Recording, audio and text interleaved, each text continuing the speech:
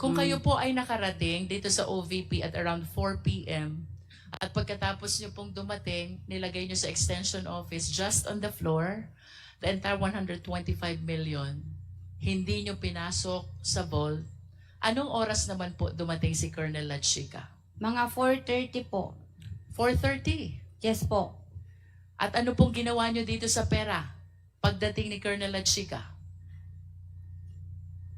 Nagpunta po kami sa office na yon, i-open ko yung office, tapos nirelease ko sa kanya ang 125 million at pinareceive ko siya sa kanyang, may listahan po kasi siyang binigay po sa akin, ma'am, considering na kami po ang gumagawa ng physical and financial plan.